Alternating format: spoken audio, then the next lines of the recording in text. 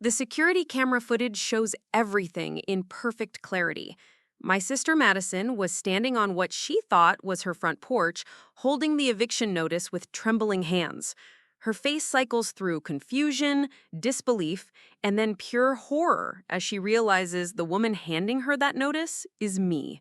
The timestamp reads 2:47 p.m. on a Tuesday afternoon that changed everything between us forever. I'd love to know which corner of the globe you're watching from, and if this story speaks to you, make sure to subscribe. Tomorrow's video is one you absolutely can't miss. But to understand why that moment felt like the sweetest victory of my entire life, I need to take you back 8 months earlier, to when I still believed that blood meant loyalty and family meant protection. My name is Jessica Chen, and at 28, I thought I had everything figured out. I was a pediatric nurse at Children's Hospital of Denver, working 12-hour shifts that left me exhausted but fulfilled. Every paycheck, every overtime shift, every holiday I picked up instead of taking time off, it all had one purpose: the wedding fund. For 4 years, I'd been saving for the wedding of my dreams. Not some extravagant million-dollar affair, but something beautiful and meaningful. Something that would celebrate the love between me and Tyler Rodriguez, the paramedic who'd stolen my heart during a particularly chaotic night in the emergency room 3 years earlier. Tyler and I had met when he brought in a 6-year-old boy who'd fallen from his bike. While I was checking the child's vital signs, Tyler kept him calm with stories about superhero paramedics. Watching this 6'2" man with calloused hands gently comfort a scared child, I knew I was looking at someone special. Our first date was coffee after my shift ended at midnight. Our second was breakfast before his shift began at dawn. We fell into each other's schedules like puzzle pieces finding their perfect fit. The wedding fund represented everything we'd sacrificed. While our friends went on weekend trips to Aspen, we stayed home and added another $200 to savings. While they bought new cars and designer clothes, we drove Tyler's 10-year-old Chevy truck and shopped at thrift stores. Every dollar we saved was a dollar toward our future, toward the ceremony at Rocky Mountain National Park, toward the reception at the historic Millennium Hotel downtown, toward the honeymoon in Italy that Tyler had been dreaming about since his grandmother told him stories about Rome. $48,000. That's what we'd managed to save. $48,000 that represented 4 years of sacrifice, 4 years of choosing love over luxury, 4 years of building something together brick by brick. Our families thought we were crazy for saving so much. Tyler's mother kept suggesting we elope to Vegas and use the money for a house down payment. My parents, first-generation immigrants who'd worked 3 jobs each to put me through nursing school, couldn't understand why we needed such an elaborate celebration when they'd gotten married at City Hall with 2 witnesses. But Madison understood. My older sister Madison, 31 years old and perpetually between jobs, between relationships, between apartments. Madison, who'd never saved a dollar in her life, but somehow always had an opinion about how other people should spend their money. "You deserve your dream wedding, Jess," she'd tell me during our weekly sister lunches. "Don't let anyone make you feel guilty for wanting something beautiful." Madison had always been the dreamer in our family. While I studied for nursing exams, she chased get-rich-quick schemes. While I worked double shifts, she started online boutiques that lasted 3 months, tried to become a social media influencer selling weight loss tea, and spent 6 months convinced she could make millions flipping furniture she bought at garage sales. Our parents had finally put their foot down when Madison was 29. No more living rent-free in their basement. No more borrowing money for business investments that never materialized. No more enabling her Peter Pan syndrome. So Madison moved into a studio apartment in Aurora, the kind of place with paper-thin walls and a landlord who took weeks to fix broken appliances. She worked part-time at a boutique in Cherry Creek Mall, making just enough to cover rent and groceries, constantly complaining about how unfair it was that I had my life together while she was still struggling. The thing about Madison is that she had always been charming. Even as children, she could talk her way out of trouble while I got into trouble for things she'd done. She had this way of making her problems sound like everyone else's responsibility. When she was evicted from her first apartment for not paying rent, it was because her boss was discriminating against her. When her second relationship ended badly, it was because men couldn't handle strong women. When her business ventures failed, it was because people didn't recognize true innovation when they saw it. But she was my sister, and despite everything, I loved her. When she called crying about needing help with her deposit for the Aurora apartment, Tyler and I lent her $800. When her car broke down and she couldn't afford repairs, we helped her find a reliable mechanic and paid half the bill. When she got food poisoning and missed 3 days of work, we brought her groceries and medicine. Family helps family, Madison would always say after these rescues. I'll pay you back when I get on my feet. She never did pay us back, but Tyler and I wrote it off as the cost of having a family. Some people you love despite their flaws, and Madison was one of those people. The wedding planning had consumed the better part of a year. I had spreadsheets tracking every expense, Pinterest boards full of inspiration photos, and a 3-ring binder that Tyler jokingly called the Bible because I treated it like sacred text. Every detail had been researched, compared, negotiated. The venue deposit alone had been $6,000, paid 18 months in advance to secure our date. Madison had been surprisingly helpful during the planning process. She had a good eye for design and knew how to find deals. She helped me negotiate with florists, recommended a photographer who gave us a family discount, and even offered to handle some of the vendor communications when I was working long shifts at the hospital. "You're too nice, Jess," she'd say after successfully talking a caterer down by $300. "These people will walk all over you if you let them." She was right. I was too nice, too trusting, too willing to give people the benefit of the doubt. It was a trait that made me a good nurse. Patients trusted me. Parents felt comfortable leaving their children in my care. Colleagues knew they could count on me in a crisis. But it was also a trait that would nearly destroy me. 3 weeks before our wedding, Madison asked if she could have access to our wedding account for emergency bachelorette party expenses. My maid of honor had planned a simple girls' weekend in Breckenridge, but Madison convinced me we needed to upgrade a few things to make it special. "Trust me," she said.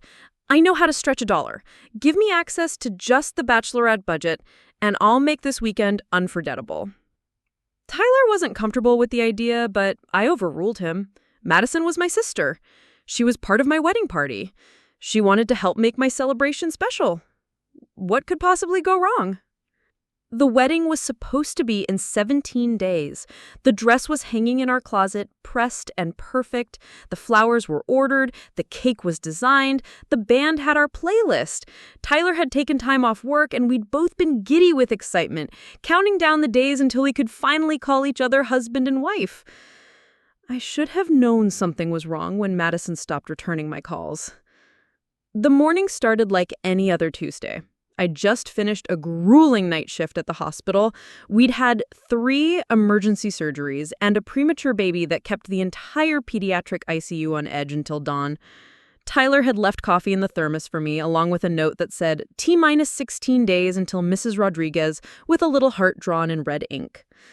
I smiled despite my exhaustion. 16 days until our wedding.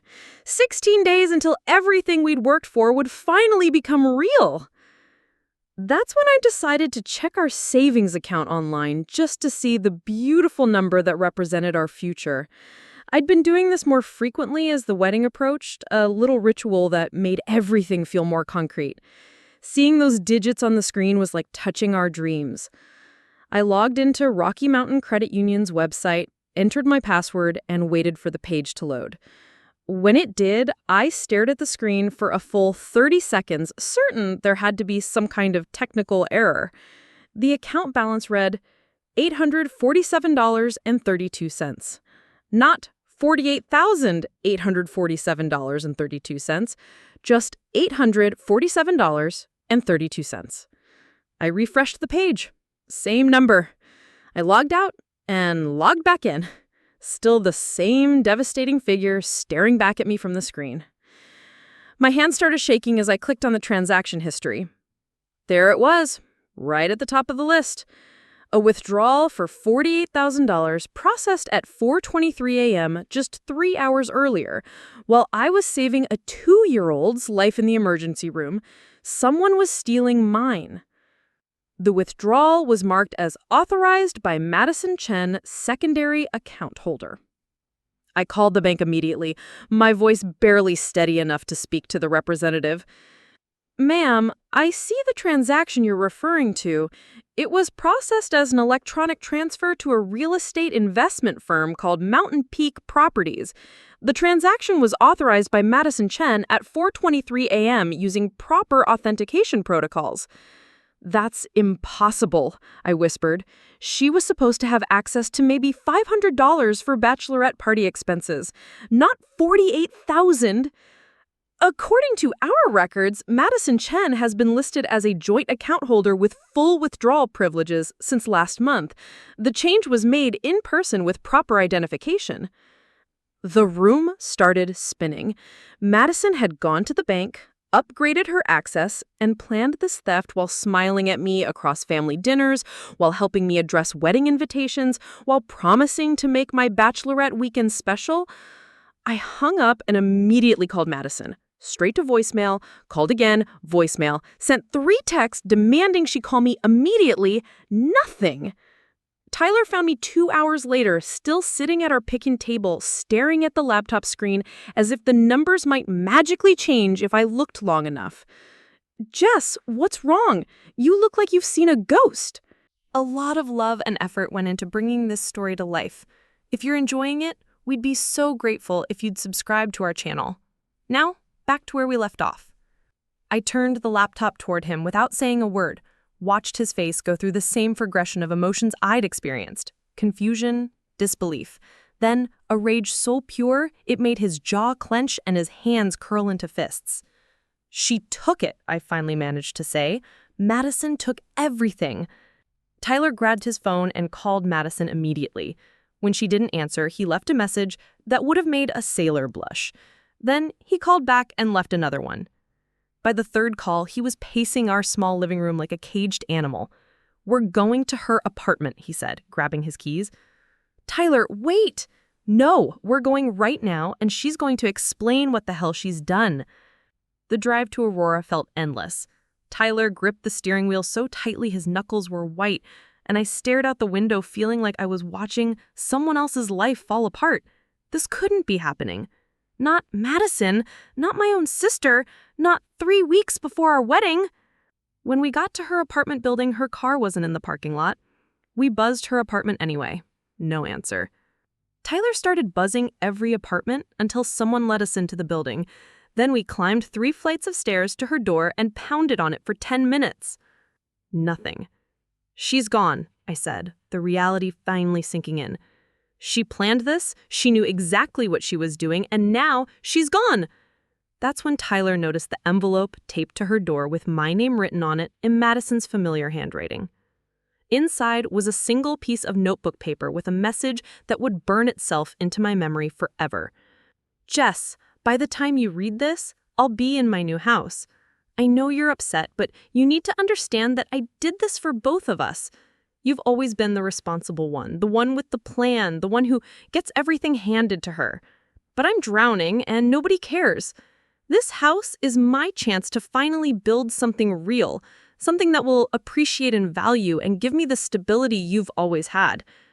I used our family money to invest in our family's future. The wedding is just one day, but a house is forever. You and Tyler will figure something else out. You always do. You're resourceful like that. I'll pay you back once I build equity and refinance. Think of it as a loan, not theft. I love you, and someday you'll understand that I did this because family helps family. Madison. P.S. The house is 2847 Sweetbriar Court in Highlands Ranch. You should see it, Jess. It's everything I've ever dreamed of." I read the letter 3 times before handing it to Tyler. Each reading made it worse, not better. The casual tone, the twisted logic, the complete absence of remorse or recognition of what she'd destroyed. "She thinks this is a loan," Tyler said, his voice barely controlled. "She thinks she can steal our entire future and call it a family investment." We drove home in silence. What was there to say? The wedding was in 16 days. The venue required final payment in 1 week. The caterer needed confirmation of guest count and menu selections. The photographer was supposed to meet with us tomorrow to discuss shot lists. The band needed to know our first dance song, and we had $847.32.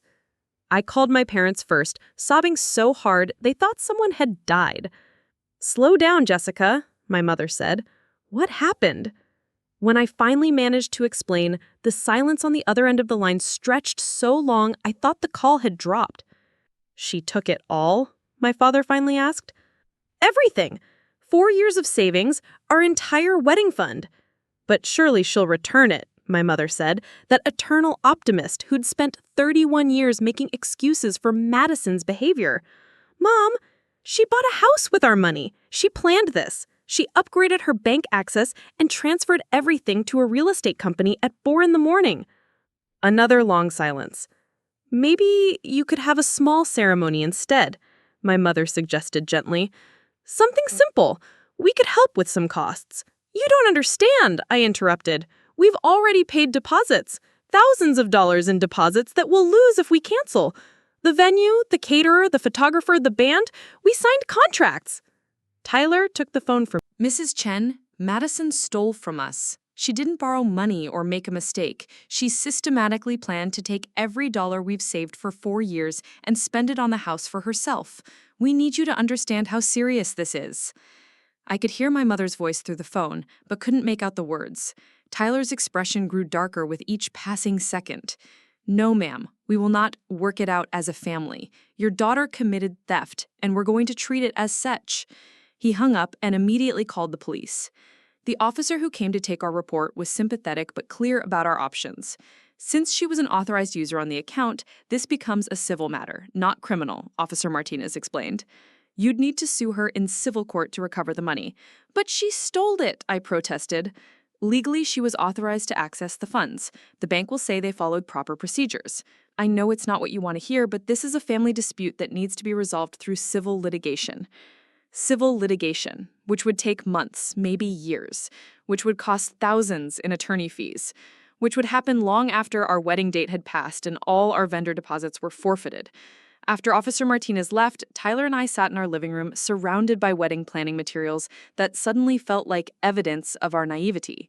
The 3-ring binder full of contracts and confirmations, the sample invitations we'd spent hours choosing, the fabric swatches for centerpieces, the playlist we'd curated for our reception.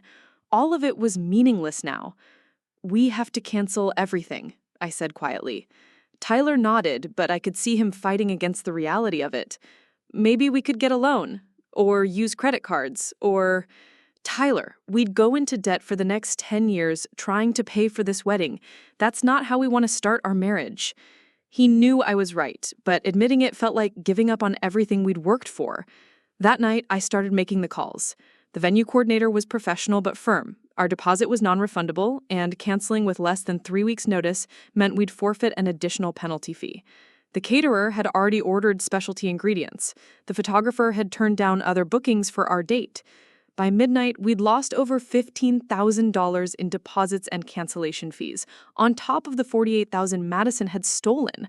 The worst part wasn't even the money, though. It was calling our families, our wedding party, our friends, and trying to explain why the wedding was off without revealing the truth about Madison.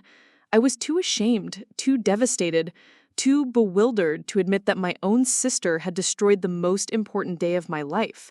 "Family emergency," I told everyone. "We need to postpone it indefinitely." Some people were understanding. Others were clearly annoyed about the inconvenience. A few made comments about how they'd always thought we were spending too much on one day anyway. Through it all, Madison's phone went straight to voicemail. No apology, no explanation, no acknowledgement of the devastation she had caused. Just silence and the address of her new house written in her careless handwriting, 2847 Sweetbriar Court in Highlands Ranch. The next morning brought a fresh wave of humiliation when I had to face my colleagues at the hospital. Word travels fast in a close-knit workplace, and by the time I arrived for my shift, everyone knew our wedding had been postponed due to a family emergency. Dr. Sarah Kim, the attending physician I'd worked with for 3 years, pulled me aside during my lunch break. "Jessica, if you need time off or if there's anything the hospital can do to help," she began gently. "I'm fine," I lied, focusing intently on my sandwich to avoid eye contact. "Just some family complications that need to be sorted out." But I wasn't fine. I was barely holding myself together, and it showed. My hands shook when I started IVs. I nearly gave a patient the wrong medication dosage before catching myself at the last second. During a particularly difficult pediatric emergency, I had to excuse myself to the bathroom to cry for 5 minutes before returning to work. Tyler wasn't doing much better either. As a paramedic, he was used to handling crisis situations with calm professionalism. But this was different. This was personal, and it was destroying him from the inside out. His partner Jake Orison mentioned to me later that Tyler had been unusually quiet during their shifts, missing radio calls and seeming distracted during emergency responses. The legal system offered no comfort. I spent my day off meeting with 3 different attorneys, each consultation more discouraging than the last. The first lawyer, Harold Brennan, was a family law specialist recommended by a nurse colleague. He listened to our story with professional sympathy before delivering the crushing verdict. "Technically, your sister had legal access to the account," he explained. "The bank followed proper procedures. While morally reprehensible, what she did falls into a gray area legally. You could pursue civil litigation, but it would be expensive, time-consuming, and uncertain." "How expensive?" Tyler asked. "My retainer alone would be $5,000. Discovery, depositions, court fees. You're looking at potentially $20,000 to $30,000 in legal costs, and that's if we win. If we lose, you're responsible for her attorney fees as well." The second attorney, Michelle Torres, specialized in financial crimes. She was more blunt. "Unless you can prove she accessed the account fraudulently or under false pretenses, this is a civil matter between family members. The district attorney won't touch it. Even if you win a civil judgment, collecting the money is another challenge entirely. If she doesn't have assets or income, a judgment is just an expensive piece of paper." The third consultation was with David Park, a general practice lawyer who'd handled similar family disputes. He offered the most honest assessment. "Look, I'll be straight with you. Family financial disputes are messy, emotionally draining, and rarely end with everyone satisfied. Your sister bought real estate with the money, which means it's tied up in property. Even if you win, you'd likely have to force a sale of the house to recover funds, assuming there's equity. The whole process could take 2 to 3 years. 3 years. By then, Tyler and I would be in our early 30s, possibly with different priorities entirely. The moment for our dream wedding would be long gone." Meanwhile, Madison had emerged from her hiding place and was living it up in her new house. She'd unblocked me on social media, apparently confident enough in her decision to start posting about her new life. The photos were like salt in an open wound. Madison posing in a spacious living room with hardwood floors and a stone fireplace. Madison in a gourmet kitchen with granite countertops and stainless steel appliances. Madison in a master bedroom with a walk-in closet bigger than Tyler and my entire bedroom. The captions were even worse. "Sometimes you have to take a leap of faith to change your life. Home sweet home, #new beginnings, #manifesting dreams. Grateful for a family who believes in my vision. Some people don't understand entrepreneurial thinking, but that's okay. Success speaks for itself. #building wealth, #family first, #investment mindset. Update, officially moved in and loving every minute. This house is my sanctuary, my investment, and my fresh start. To everyone who said I'd never amount to anything, actions speak louder than words. #proof of concept, #new chapter." Each post had dozens of likes and comments from family members, family friends, and people I'd known my entire life. Comments like, "So proud of you," and "You deserve this," and "Beautiful house, Madison." Not one person asked where she'd gotten the money. Not one person seemed to find it suspicious that someone who had been working part-time at a mall boutique had suddenly purchased a house worth over $300,000. The breaking point came when my Aunt Linda called 3 days later. "Jessica, honey, I saw the most wonderful news about Madison. She bought a house. Your mother is so proud." "Aunt Linda," I said carefully, "did Mom tell you how Madison got the money for that house?" "Well, she said Madison had been saving and working really hard. I always knew that girl had potential. Sometimes people just need time to find their way. I realized then that Madison had crafted a narrative for the family that painted her as a success story, while completely erasing Tyler and me from the equation. According to her version, she'd somehow saved enough money through her part-time retail job to buy a house outright. The wedding fund theft had been rewritten as a savvy investment decision that only looked bad to people who didn't understand real estate. When I tried to tell Aunt Linda the truth, her response was devastating. "Oh, Jessica, I think you're being a little dramatic. Madison said you were upset about the timing, but she promised she'd help with your wedding expenses once she gets settled. Family is family, dear. Sometimes we have to make sacrifices for each other." That conversation was replicated with cousin after cousin, family friend after family friend. Madison had gotten to them first, spinning a story that made her the responsible one and me the unreasonable sister who couldn't be happy for her success. The isolation was suffocating. Our friend group was divided between people who believed our vague explanations about family complications and people who seemed suspicious about why we'd really canceled the wedding.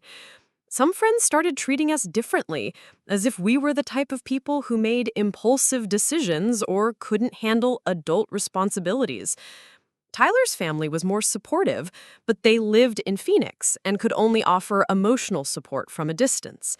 His mother, Carmen Rodriguez, called every few days to check on us, but there was nothing she could do from 800 miles away. The worst part was watching Madison flourish while we struggled. Her social media posts showed her hosting dinner parties, decorating her new home, and generally living the life that our money had purchased for her. She'd started a new Instagram account called @Madison's Manor, where she documented her home improvement journey and gave advice about taking control of your financial future. In one particularly painful post, she shared a photo of herself in what appeared to be a home office, sitting at a desk with a laptop and a cup of coffee, looking like a successful entrepreneur. The caption read, "Building my consulting business from my beautiful home office, there's nothing like having your own space to grow your dreams. So grateful for the courage to make bold moves when others doubted me. Sometimes family doesn't understand your vision, but you have to trust yourself and push forward anyway. Hashtag entrepreneur life, home office, trust the process, building empire." Tyler found me crying over that post at 2 a.m., unable to sleep for the third night in a row. "She's using our money to start a business," I sobbed. "She's building her dream life with 4 years of our sacrifices, and she's acting like we're the problem for being upset about it." "We're going to figure this out," Tyler said, but his voice lacked conviction. "Somehow, we're going to make this right." But how? The legal system had failed us. Our family had chosen Madison's narrative over the truth.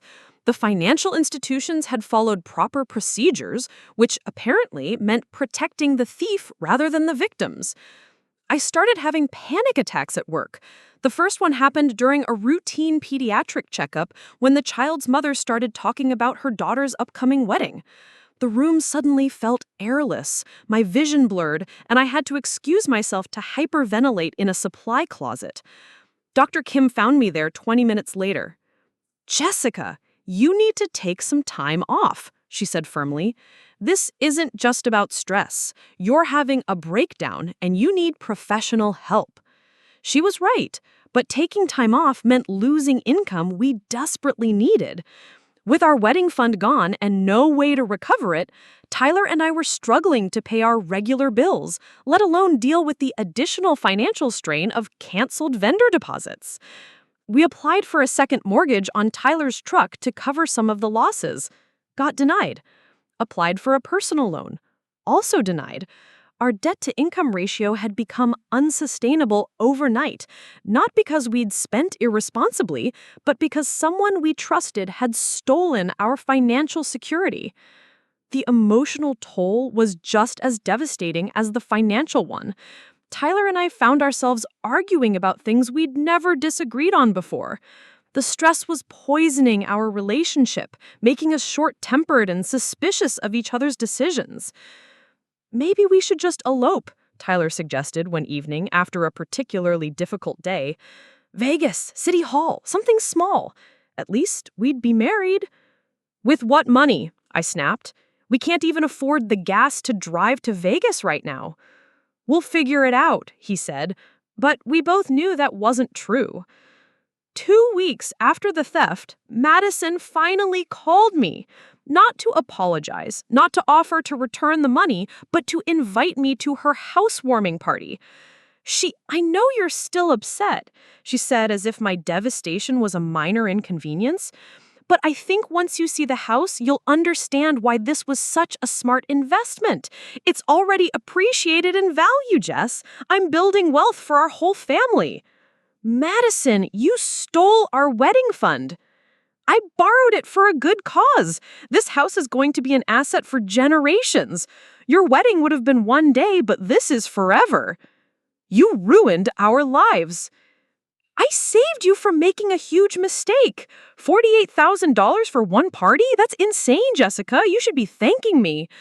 I hung up on her, shaking with rage and disbelief. She genuinely believed she had done us a favor. In her mind, stealing our dreams and destroying our wedding was an act of financial wisdom that we were too stupid to appreciate. That night, Tyler found me in our bedroom, surrounded by all the wedding planning materials I couldn't bring myself to throw away. We need to move on, he said gently. This is killing you. I can't just let her win, I whispered.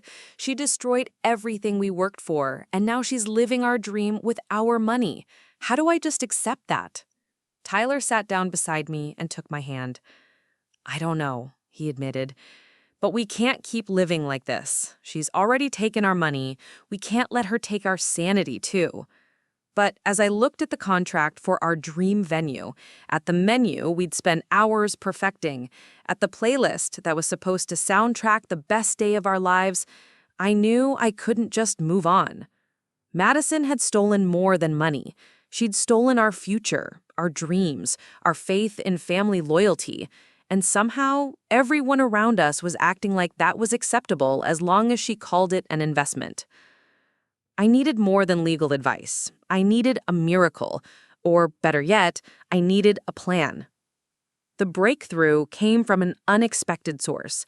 I was working at particularly brutal Saturday night shift when Dr. Kim introduced me to her husband, who'd stopped by to bring her dinner during a brief lull in the emergency room chaos. Jessica, this is my husband, Marcus, she said. Marcus, this is the nurse I was telling you about, the one dealing with the family situation. Marcus Kim was a tall, soft-spoken man with kind eyes and a firm handshake. What I didn't know until that moment was that he was also a real estate attorney who specialized in property disputes and investment fraud. Sarah mentioned you're having some family difficulties involving real estate, he said carefully. I don't want to pry, but if you ever need someone to look at paperwork or explain legal options, I'd be happy to help. Something about his genuine concern broke through my walls of pride and shame. Maybe it was the exhaustion from weeks of sleepless nights, or maybe it was finally meeting someone who understood both the legal and emotional complexities of property disputes, but I found myself telling him everything.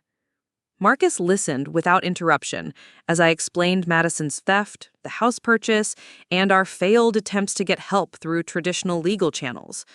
When I finished, he was quiet for a long moment. Can you get me the address of the property she bought? He asked. I pulled out my phone and showed him Madison's latest Instagram post, a photo of her standing in front of 2847 Sweetbriar Court with the caption, Home Sweet Home. Marcus studied the image, then pulled out his own phone and started typing. Interesting, he murmured after a few minutes. Very interesting. What did you find? This property isn't a traditional sale. It's listed as a rent-to-own agreement through Mountain Peak Properties. Do you know what that means? I shook my head. Rent-to-own deals are usually structured to benefit the property owner, not the buyer. Your sister likely put down a substantial payment, in this case, your $48,000, but she doesn't actually own the house yet. She's essentially a tenant with an option to purchase. The implications started to sink in. So she doesn't really own it. Not yet, and these contracts are notoriously difficult to fulfill. Most people who enter rent-to-own agreements end up losing their down payment and getting evicted when they can't meet the terms. Marcus excused himself to make a phone call, returning 10 minutes later with more information. I called a colleague who's familiar with Mountain Peak properties. They're known for aggressive rent-to-own contracts that are nearly impossible to complete successfully. The monthly payments are typically much higher than market rent, and the contracts have strict terms that allow for forfeiture if payments are even slightly late. What does that mean for Madison? It means she's in a precarious position whether she realizes it or not. But more importantly, for you, it means the property owner might be interested in alternative arrangements if the right opportunity presented itself. That conversation planted a seed that grew into something much larger over the following days. Marcus offered to research Mountain Peak properties and their standard business practices purely out of professional curiosity and personal kindness. What he discovered was fascinating and disturbing. Mountain Peak Properties was owned by a man named Robert Sterling, a 62-year-old real estate investor who specialized in rent-to-own agreements, targeting people with poor credit but access to substantial cash. Sterling's business model was predatory but legal. He collected large down payments from desperate buyers, charged above-market monthly payments, and structured the contracts so that most tenants would eventually default, allowing him to keep the down payment and resell the property. Sterling has done this with 17 properties in the past 5 years, Marcus explained when he called me with his findings. According to public records, only 2 rent-to-own tenants have actually completed their contracts successfully. The rest forfeited their down payments and were evicted. So Madison is probably going to lose the money anyway? Most likely, yes. These contracts are designed to fail. But here's what's interesting. Sterling has been trying to sell several of his properties outright because his daughter is getting married and he wants to liquidate assets to buy her a house in California. My heart started racing. Is 2847 Sweetbriar Court one of the properties he wants to sell? I don't know yet, but I can find out. Would you be interested if it was? The idea was insane. Tyler and I barely had enough money to cover our monthly expenses, let alone buy a house. But something about the possibility of turning Madison's theft into my advantage was intoxicating. How much would something like that cost? Based on comparable sales in that neighborhood, probably around $270,000. Sterling might accept less for a quick cash sale, especially if he's motivated to liquidate assets. I spent that entire weekend researching everything I could about rent-to-own contracts, property law, and Mountain Peak properties. What I learned was both enlightening and infuriating. Madison's contract, which Marcus had obtained through public records requests, was a masterpiece of legal manipulation. She was paying $2,800 per month in rent, with only $400 going toward the purchase price. At that rate, assuming she never missed a payment and never had any increase in monthly costs, it would take her 34 years to own the house outright. Even worse, the contract had dozens of clauses that could trigger forfeiture: late payments, property damage, unauthorized modifications. Even having overnight guests more than 14 days per month could void the entire agreement. Madison had signed a contract that was designed to steal her money legally. But buried in the terms was something interesting. If the property owner decided to sell the house to a third party, the rent-to-own tenant had 30 days to match the offer or forfeit their claim to the property. Tyler found me at the kitchen table at 2 a.m. on Sunday night, surrounded by printed contracts, property records, and legal documents. "Jess, you haven't slept in 3 days. What are you doing?" I looked up at him, and for the first time in weeks, I felt something other than despair. "I'm finding a way to get our money back." I explained everything Marcus had discovered, the predatory nature of Madison's contract, and the possibility that Sterling might be willing to sell the property quickly. "You want to buy Madison's house?" Tyler asked slowly. I want to buy the house she bought with our money, I corrected. She put down our $48,000, but she doesn't actually own it.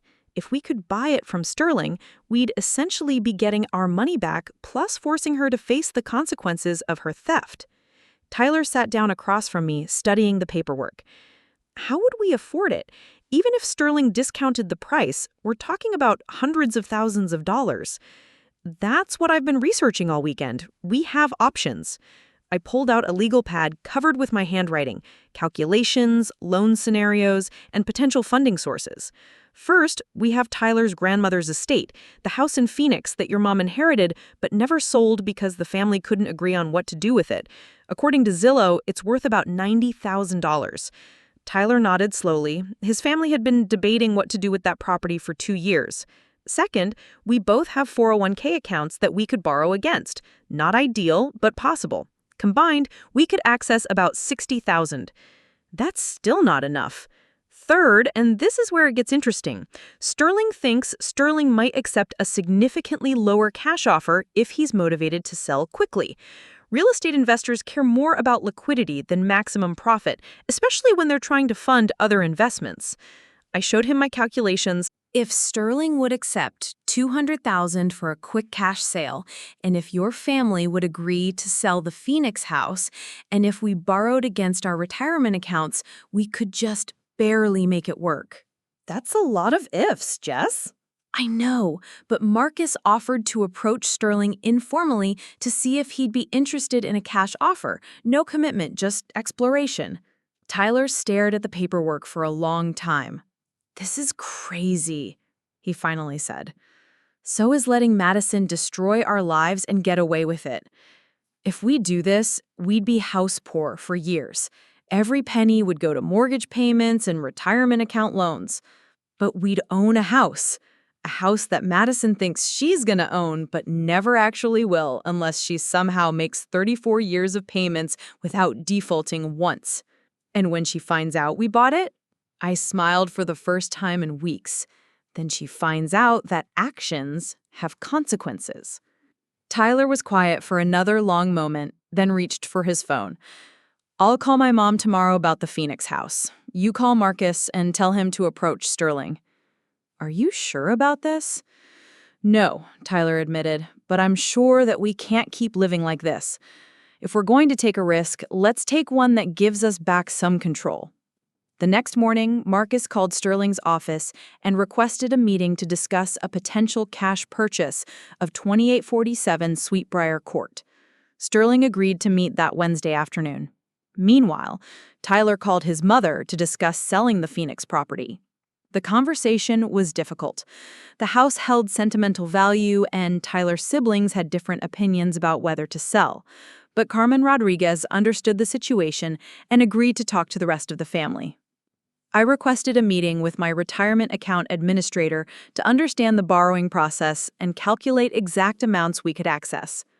By Wednesday afternoon, we had tentative approval for retirement account loans totaling $58,000, and Tyler's family had agreed in principle to sell the Phoenix house, with proceeds going toward our house purchase. Marcus met with Sterling at 2 p.m. The conversation lasted an hour. When Marcus called me that evening, I could hear the excitement in his voice. Sterling is very interested, he reported. He's asking $220,000 for a cash sale that can close within 30 days. He's motivated because his daughter found a house in San Diego and needs the money for her down payment. What about Madison? Does he know about the rent-to-own situation? He's fully aware. Sterling said that most of his rent-to-own tenants don't complete their contracts anyway, so he'd rather sell now and move on. He'll handle the tenant notification according to the contract terms, which means he gets 30 days notice that the property is being sold and 30 days to match our offer if she wants to keep her claim to the house. I did the math quickly. For Madison to match our offer, she'd need to come up with over $200,000 in 30 days. Given that she worked part-time at a mall kiosk and had no credit history, that was impossible. So she'll lose everything? She'll lose her claim to eventual ownership, yes, but technically she's been living there as a tenant, so she gets to keep any equity she might have built up, which, according to her contract terms, was almost nothing. Marcus, I said quietly, I think we want to make an offer. The next 3 weeks became the most intense period of my life. Every day brought new challenges, phone calls, paperwork, and moments when the entire plan seemed impossible.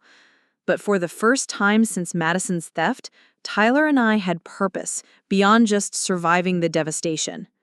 Marcus scheduled our formal meeting with Robert Sterling on the following Monday.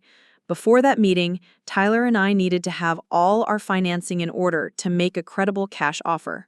The Phoenix house sale moved faster than anyone expected. Tyler's mother, Carmen, had contacted a real estate agent who specialized in estate sales, and within 5 days, we had 3 offers. The highest was for $95,000, $5,000 more than our most optimistic estimate. The buyer wants to close in 2 weeks, Carmen told Tyler during their nightly phone call. She's a cash investor who flips houses. No inspection period, no financing contingencies. Tyler's siblings had initially been reluctant to sell their childhood home, but when Carmen explained the situation with Madison's theft, they all agreed to sign the necessary paperwork. Tyler's brother Miguel even offered to contribute an additional $5,000 from his savings if we needed it. Family helps family, Miguel said during a conference call with all the Rodriguez siblings, the right way. The retirement account loans were more complicated. Both Tyler and I had to attend separate meetings with our respective plan administrators, provide extensive documentation about our employment and income, and wait for approval committees to review our applications. My administrator, Janet Walsh, was particularly thorough. You understand that borrowing from your 401k means you'll lose years of compound interest growth, she warned. And if you leave your job for any reason, the full loan amount becomes due immediately. I understand the risks, but this is an emergency situation. Tyler's process was similar, though his fire department had more flexible borrowing policies for active personnel. By Thursday, we'd been approved for loans totaling $62,000, $4,000 more than our initial calculations. Meanwhile, Marcus was coordinating with Sterling's attorney to prepare purchase agreements and ensure all legal requirements were met. The timeline was aggressive. Sterling wanted to close by the end of the month to fund his daughter's California house purchase. The good news is that Sterling is highly motivated, Marcus explained during one of our strategy meetings. The challenging news is that we have very little margin for error. Everything has to align perfectly. On Friday evening, Tyler and I sat down to review our financial position one final time before the Monday meeting with Sterling. Phoenix house sale, $95,000. Retirement account loans, $62,000. Our remaining savings, $847. Tyler's truck equity, if needed, $12,000. Total available funds, approximately $170,000. Sterling's asking price, $220,000. Our planned offer, $185,000. We were still short, but Marcus had advised us to start with a lower offer and negotiate from there. Sterling's motivation to sell quickly might work in our favor. Are we really doing this? Tyler asked as we stared at the numbers. We're really doing this, I confirmed. But first, we needed to handle one crucial detail that had been weighing on my mind all week. On Saturday morning, I drove to Highlands Ranch to see 2847 Sweetbriar Court for myself. I needed to understand what Madison had bought with our money, and I needed to see her living the life that should have been funding our honeymoon in Italy. The neighborhood was beautiful. Tree-lined streets, well-maintained lawns, houses that looked like they belonged in a magazine. Madison's house was a 2-story colonial with blue shutters, a wraparound porch, and a 3-car garage. It was exactly the kind of house Tyler and I had dreamed of owning someday after years of saving and responsible financial planning. Madison's car was in the driveway, along with 2 others I didn't recognize. Through the large front windows, I could see people moving around inside. Another one of her endless social gatherings funded by stolen money. I sat in my car across the street for 20 minutes, watching strangers enjoy the space that our sacrifice had purchased. The anger I felt wasn't the hot, destructive rage from the first weeks after the theft. This was something colder, more focused, more determined. Madison had stolen our dreams and turned it into her social media content. Now it was time for reality to catch up to her fantasy. Monday morning arrived gray and cold, with the kind of October weather that promised winter was coming fast. Marcus met Tyler and me at Sterling's office building in downtown Denver at 9 a.m. sharp. Robert Sterling was exactly what I had expected. A man in his early 60s with silver hair, an expensive suit, and the kind of smooth confidence that came from decades of profitable real estate deals. His office was decorated with photos of properties he'd developed and awards from various real estate organizations. "Please, sit down," Sterling said, gesturing to leather chairs arranged around a polished conference table. "Marcus says you're interested in the Sweetbriar Court property." "We are," I replied. "We understand you're looking for a quick cash sale." He nodded. "My daughter found her dream house in San Diego, and the seller wants to close fast. I need to liquidate this property to fund her daughter's purchase." He pulled out a folder containing property details, recent appraisals, and photographs of the house's interior. The property is currently under a rent-to-own agreement, but that can be terminated according to the contract terms. The tenant has been notified that I'm considering offers, and she has the right to match any accepted purchase price within 30 days. I studied the photographs, recognizing rooms from Madison's Instagram posts. The house was even more beautiful than her social media had indicated. "What's your asking price?" Tyler asked. "For a cash sale that can close within 30 days, I'm asking $220,000. Marcus leaned forward. "My clients are prepared to make a cash offer, but they'd need to negotiate on price to make the numbers work. What did you have in mind?" I took a deep breath. This was it, the moment that would determine whether our plan was possible or just another dead end. $185,000, I said. Cash, 15-day close, no inspection contingencies.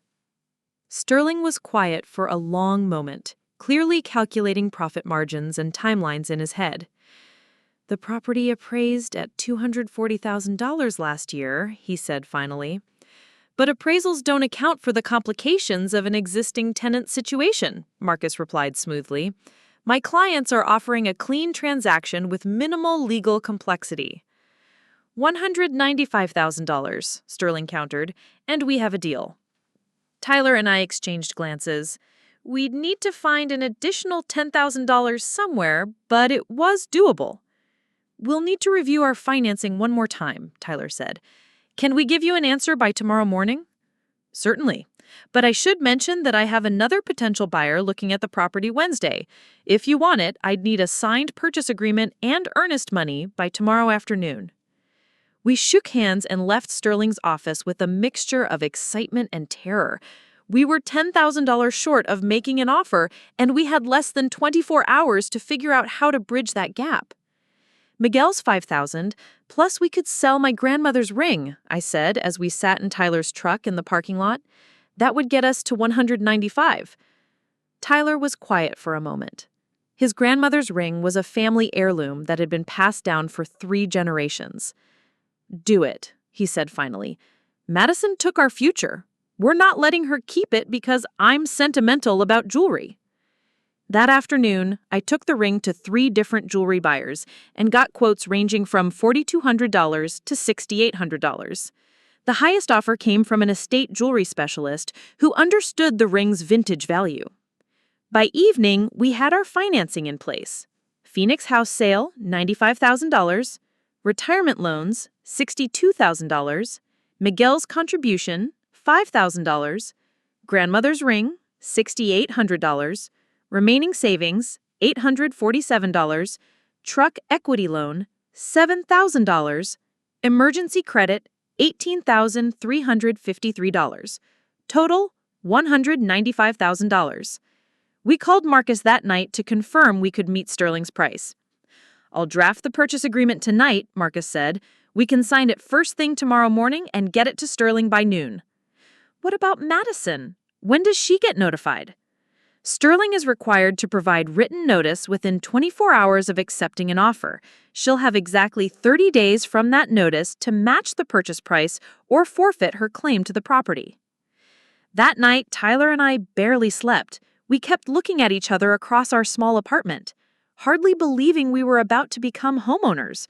Not just any homeowners, owners of the house Madison thought she owned, bought with the money she'd stolen from us.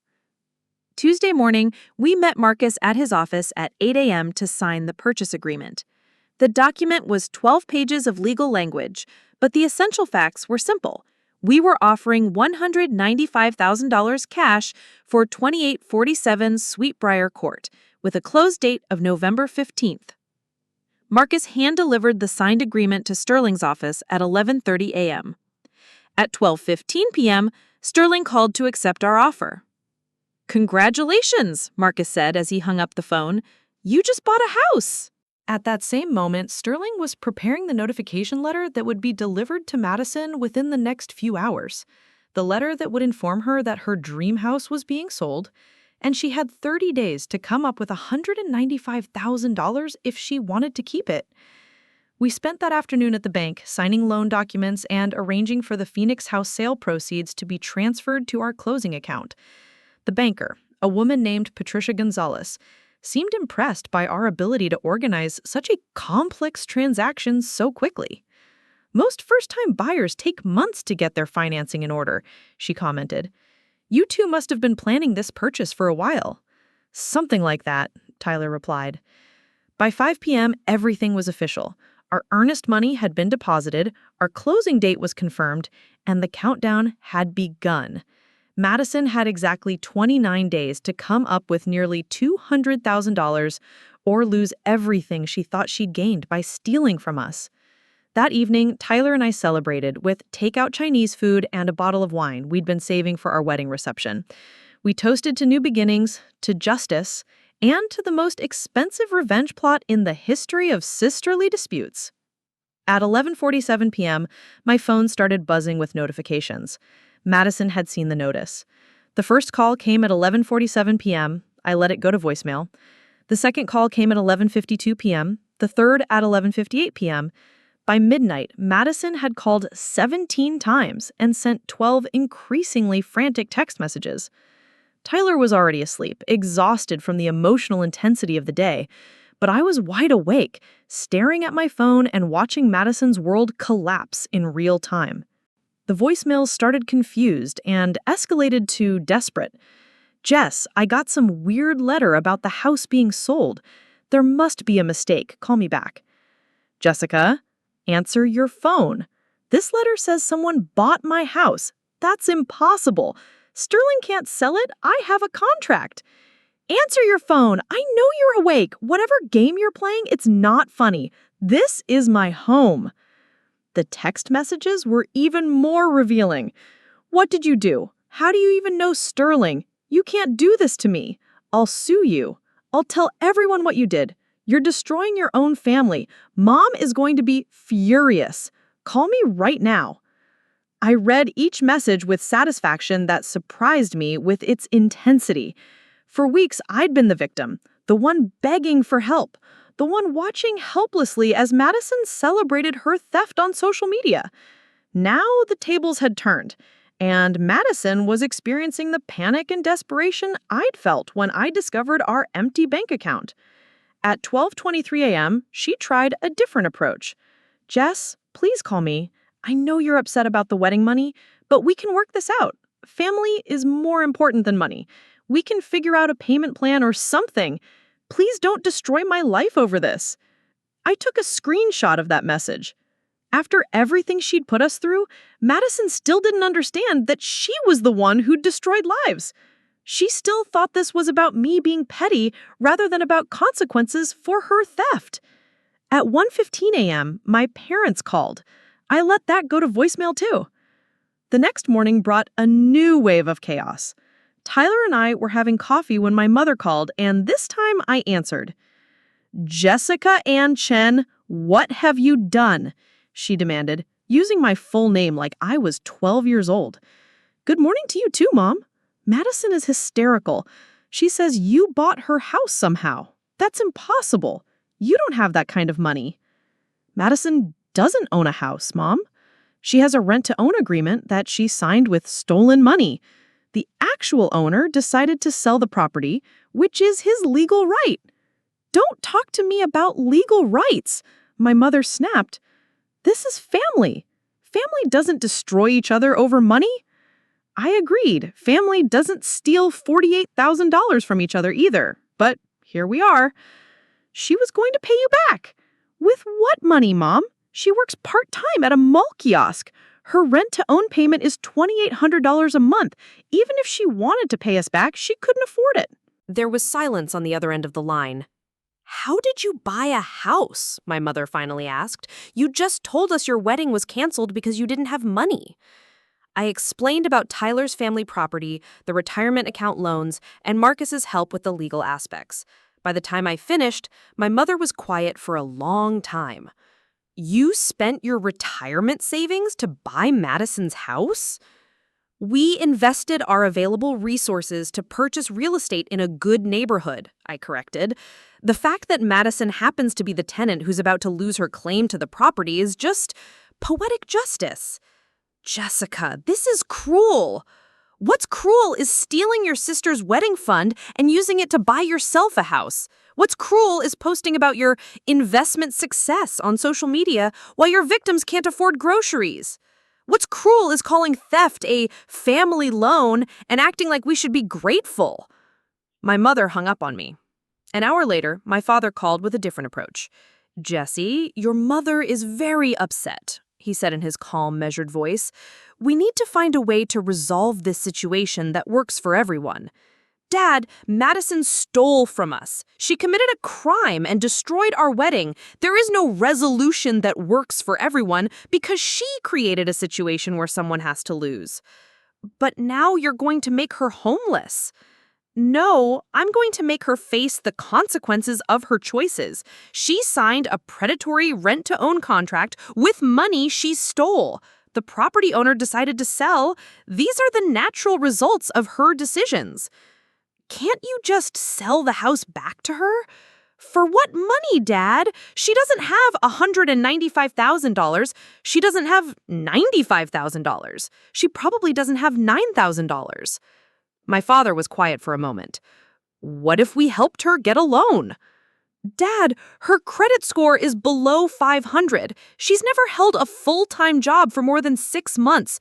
No legitimate lender would give her a mortgage for a house this expensive. There has to be something. There is something, I interrupted. She could have not stolen our money in the first place.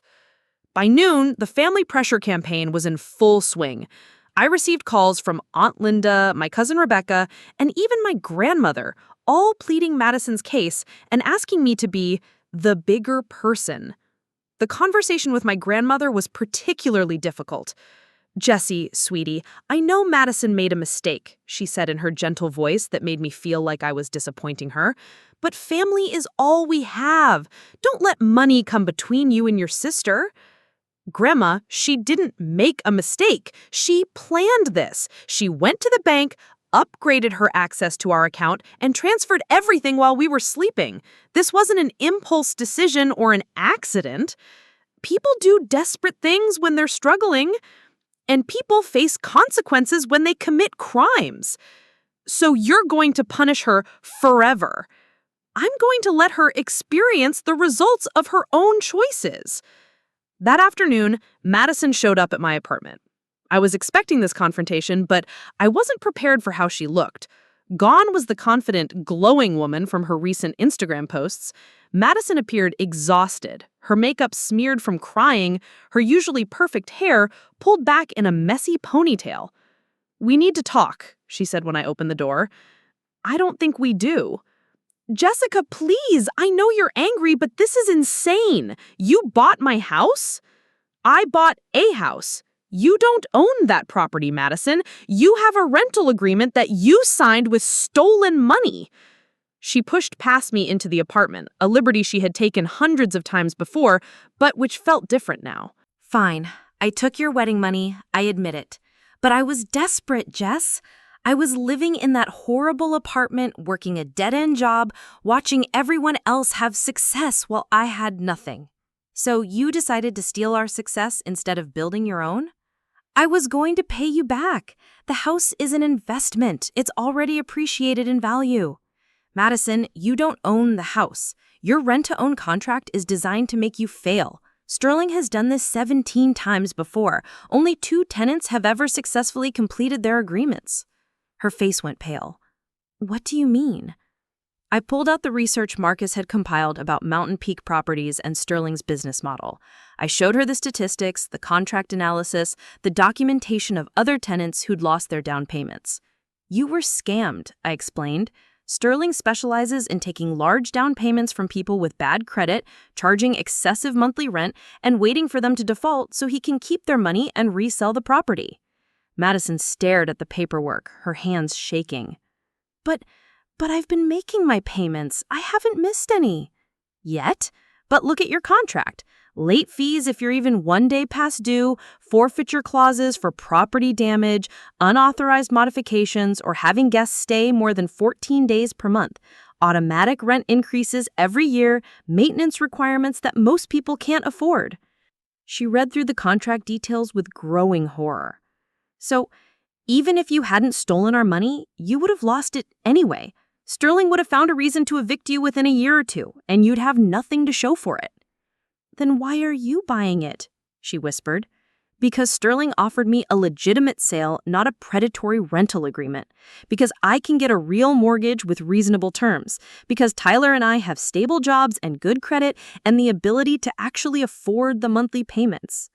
Madison collapsed into our kitchen chair, the same chair she'd sat in months earlier when she'd casually announced that she'd stolen our future. What am I supposed to do now? You have 30 days to come up with $195,000 if you want to match our offer. Otherwise, you can find a new place to live. You know I don't have that kind of money.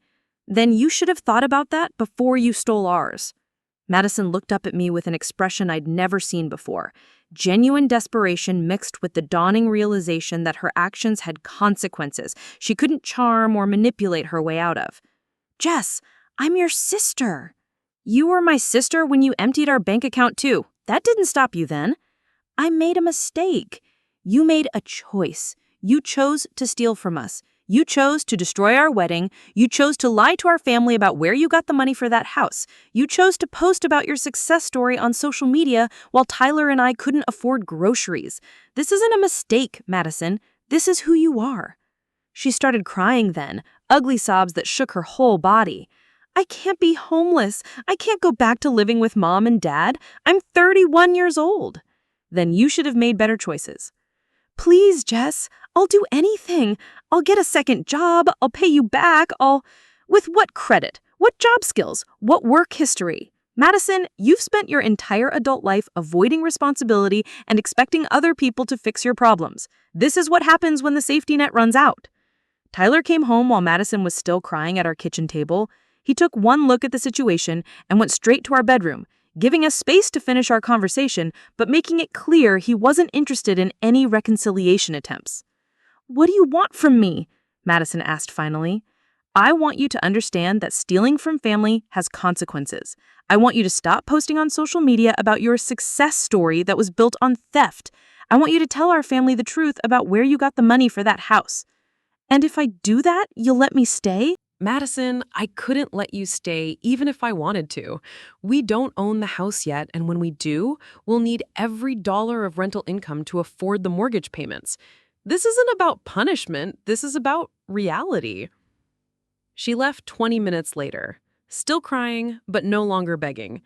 I think she finally understood that this wasn't something she could talk her way out of. That night, Tyler and I sat on our couch, sharing a bottle of wine and processing the day's emotional intensity. How do you feel? He asked. Satisfied, I admitted, and a little guilty about feeling satisfied. Don't feel guilty. She destroyed our wedding and called it a favor. Some people only learn through consequences. Do you think we're doing the right thing? Tyler considered the question seriously. I think we're doing the only thing that might actually teach her that actions matter. If we bail her out now, she'll just do something like this again to someone else." He was right. Madison had spent 31 years learning that other people would always fix her problems. Maybe losing this house would finally teach her to fix her own. 23 days until closing. 23 days until we owned the house Madison had bought with our stolen dreams. The final 10 days before closing brought a revelation that changed everything I thought I knew about Madison's situation. While reviewing the final paperwork, Marcus discovered something that had been hidden in the original rent-to-own contract. Madison wasn't Sterling's only victim at 2847 Sweetbriar Court. "Jessica, you need to see this," Marcus said during our pre-closing meeting. "I found records of the previous tenant who had the same rent-to-own agreement on your house." He spread out documents showing that a woman named Carol Peterson had lived at the property for 14 months before Madison, paying a $35,000 down payment and monthly rent of $2,500.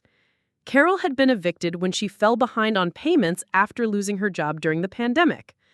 Sterling kept her entire down payment and immediately turned around to offer the same predatory contract to Madison. Your sister wasn't his first victim. She was part of an established pattern. The implications hit me like a physical blow. Madison had been manipulated by a professional predator who specialized in exploiting desperate people with access to cash but poor credit. Her theft of our wedding fund had fed directly into a system designed to steal her money legally. "So, Madison would have lost everything anyway?" Tyler asked. "Almost certainly. Sterling's contracts are designed to fail. Even if Madison had used her own money instead of ours, she would have been evicted within 2 years and lost her entire investment." This revelation didn't excuse Madison's theft, but it added a layer of complexity to my feelings about the situation. She had stolen our future to purchase a guaranteed failure, victimizing us to become a victim herself. When I shared this information with Madison during a tense phone conversation 3 days before closing, her response surprised me. "I know the contract was bad," she said quietly. "I figured that out about 6 months ago when I started having trouble making the payments.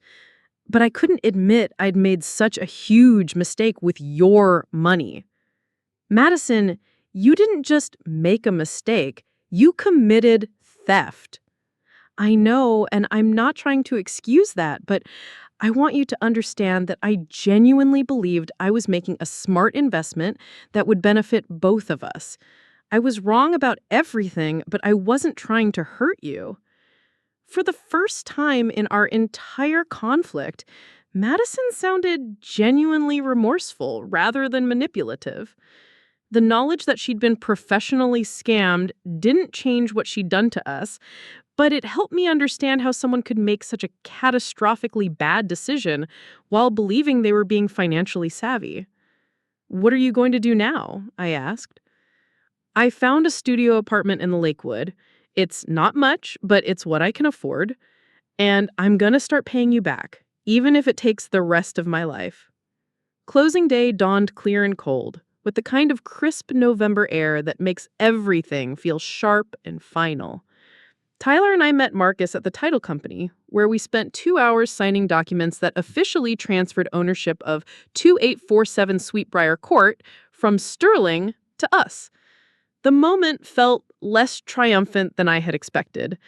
Instead of vindication, I felt a strange mixture of satisfaction and sadness. We were gaining a beautiful home, but the cost had been the complete destruction of a family relationship that once meant everything to me. Sterling himself attended the closing, a silver-haired man in an expensive suit who treated the transaction like routine business. Watching him casually collect $195,000 for a house he'd manipulated multiple women into overpaying for, I understood why Marcus had been so determined to help us navigate the purchase correctly. "Pleasure doing business with you," Sterling said as he shook our hands. The house is in excellent condition. The previous tenant took very good care of it. I bit my tongue to keep from mentioning that the previous tenant was my sister, who had bought the house with stolen money. Sterling's casual dismissal of the human cost of his business model was infuriating, but arguing with him wouldn't change anything. Walking through our new house as owners felt surreal. Every room held memories of Madison's social media posts, but now those spaces belonged to us. We had the legal right to change whatever we wanted, to make the house reflect our tastes rather than hers. The master bedroom, where Madison had filmed so many success story videos, would become our sanctuary. The kitchen, where she'd posed with champagne, would host our family meals. The living room, where she'd celebrated her investment genius, would become our space for quiet evenings and future holiday gatherings. Moving in took 3 weeks of careful planning and weekend trips between our apartment and the house. Tyler's family drove up from Phoenix to help, and even my parents came, though the atmosphere remained strained. "I hope you'll be happy here," my mother said as she helped me unpack dishes in the kitchen where Madison had once filmed cooking tutorials. "We will be," I replied. "This house represents a fresh start for Tyler and me. And an ending for you and Madison." I considered her words carefully. Madison chose the ending when she stole from us. I'm just choosing not to enable her anymore. The first months of home ownership brought both joy and challenges. Learning to manage a mortgage, property taxes, and home maintenance stretched our budget, but the satisfaction of building equity instead of paying rent made every sacrifice worthwhile. Tyler threw himself into improvement projects, spending weekends fixing the questionable DIY work Madison had done and updating systems that needed attention. I focused on decorating, gradually replacing Madison's bold color choices with calmer tones that reflected our personal style. Slowly, the house began to feel like ours rather than Madison's. 3 months after moving in, we received our first direct communication from Madison since closing day. Not a demand or manipulation, but a money order for $200 with a simple note. "First payment toward what I owe you. More to follow." The gesture meant more than the money itself. For the first time since her original theft, Madison was acknowledging her debt and taking concrete action to address it, rather than making excuses or asking for forgiveness without changed behavior. "Think she'll actually keep paying?" Tyler asked as we deposited the money order. "I don't know," I admitted, "but this is the first time she's ever paid back money she owed anyone, so maybe she's finally learning." The payments continued sporadically over the following months, sometimes $200, sometimes $50, occasionally skipping a month entirely. But each payment represented progress, even if the full restitution would take decades at her current income level. Through family updates, I learned that Madison had found steady employment at a medical billing office and was living in a modest studio apartment. She'd stopped posting on social media entirely and seemed to be building a quiet life focused on work and basic stability rather than get-rich-quick schemes. "She's different now," my father reported during one of our monthly dinners. "More serious, less dramatic about everything." 6 months after moving into the house, Tyler proposed to me in our backyard, under the oak tree where Madison had once hosted her housewarming party. The ring was simple. We were still paying down debt from our unexpected house purchase, but it represented something Madison's theft couldn't touch: a partnership built on mutual respect and shared struggle. "I know we're already married," Tyler said as he knelt in the grass we'd spent weeks nursing back to health, "but I wanted to propose properly this time, in our home, with a ring I bought with money I earned." Planning our vow renewal became a healing process rather than a source of stress. We invited close friends and family members who had supported us through the crisis, celebrating in our own backyard with simple food and heartfelt toasts. Marcus Kim officiated the ceremony, and his remarks captured our journey perfectly. Jessica and Tyler have learned that true partnership isn't about avoiding storms together. It's about proving you can weather any crisis and emerge stronger. 1 year after buying the house, my relationship with my parents had largely healed, though Madison remained a carefully managed topic of conversation. They'd learn to share updates about her progress without asking me to help or be understanding, finally recognizing the difference between love and enabling. Madison got promoted to supervisor at her job, my mother mentioned during one of our visits. She's been there over a year now, longer than any job she's ever held. That's good for her, I replied genuinely. Steady employment is probably the foundation she needs to build a real life. 2 years after the theft, Madison sent me a letter that I almost threw away unopened. Something made me read it instead, and I'm glad I did. Jessica, it began. I've been in counseling for over a year, and I'm finally beginning to understand what I really did to you and Tyler. I didn't just steal money. I stole your dreams, your trust in family, and your sense of security. I can't undo that damage, but I want you to know that I understand it now. The letter continued for 3 pages, detailing her growing awareness of how her actions had affected not just our finances, but our emotional well-being, our relationships with extended family, and our faith in the people we loved. I'm not asking for forgiveness because I don't deserve it, but I want you to know that I'm working to become someone worthy of the sister you once loved, even if that relationship can never be rebuilt. I showed the letter to Tyler, who read it carefully before offering his thoughts. It sounds genuine, but more importantly, it doesn't ask for anything. No requests for contact, no pleas for reconciliation, just acknowledgement of harm and commitment to change. Over the following months, Madison's actions began to align with her written words. The restitution payments arrived more consistently. She enrolled in community college courses in accounting. My parents reported continued stability in her employment and housing. When Tyler and I started discussing having children, I found myself wondering whether Madison might someday earn back enough trust to be part of our family's life, albeit with carefully maintained boundaries. What if our kids ask about Aunt Madison? Tyler wondered during one of our late-night conversations about the future. Then we'll tell them age-appropriate versions of the truth, that families can love each other while maintaining boundaries, and that trust has to be earned through consistent actions over time.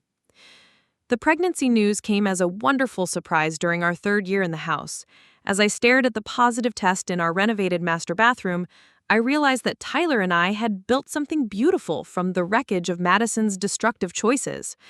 When our son Michael was born, my parents asked carefully whether Madison could send a congratulations card. A simple card would be appropriate, I decided after discussion with Tyler, but nothing expensive that creates expectations or obligations. The card that arrived was understated. Congratulations on Michael's birth, with a note that read, "Wishing your family every blessing. Thank you for showing me what real accountability looks like." As I held Michael in the nursery we'd created in what was once Madison's home office, I reflected on the journey that had brought us to this moment. Madison's theft had been intended to secure her future at the expense of ours, but it had ultimately taught us lessons about resilience and partnership that served as the foundation of everything good in our lives. 4 years after the theft, Tyler and I made the decision to sell 2847 Sweetbriar Court and purchase a larger home in the same neighborhood. The property had appreciated significantly, giving us enough profit for a substantial down payment on our forever house. On our last evening in Madison's former dream house, Tyler and I sat on the back porch where we'd celebrated our vow renewal, where we'd hosted Michael's first birthday party, where we'd built countless precious memories from the foundation of someone else's crime. "Any regrets?" Tyler asked, a question that had surfaced occasionally over the years. "About buying the house, never," I replied. "About losing my relationship with Madison? Sometimes, but not about holding her accountable for her choices. She might still turn her life around completely. She might, and if she does, maybe there will be space for carefully managed contact someday, but that's her choice to make through consistent actions over years, not mine to grant through premature forgiveness." As we packed up the last of our belongings, I found myself thinking about Madison's original justification for her theft. Family helps family. She'd been right about that principle, but completely wrong about the application. Family does help family by modeling accountability, refusing to enable destructive behavior, and demonstrating that love requires mutual respect to survive. Madison stole our wedding fund and inadvertently taught us the most valuable lesson possible, that a marriage built on genuine partnership can survive any crisis, and that sometimes the most loving thing you can do is let someone face the consequences of their choices. Michael would grow up understanding that actions have consequences, that trust must be earned through consistency, and that real love sometimes requires difficult boundaries. He would learn these lessons not through lectures, but through example, raised by parents who had learned them through fire and emerged stronger. 5 years after Madison's theft, our family had grown to include not just Michael, but everything we'd built together: our careers, our friendships, our financial stability, and a partnership that had been tested by betrayal and proven unbreakable. Some people only learn through experiencing serious consequences. Madison appeared to be becoming one of those people, slowly building a real life based on honest work rather than manipulation and theft. But Tyler and I had learned through surviving her consequences, and that education became the foundation of everything beautiful in our lives. Sometimes the worst thing that happens to you becomes the catalyst for the best thing you build together. Looking for more? We've got 2 amazing stories ready for you right on screen. If this one touched you, these are absolutely worth your time. Click to watch them now. And hey, subscribe and hit that bell to never miss our latest uploads.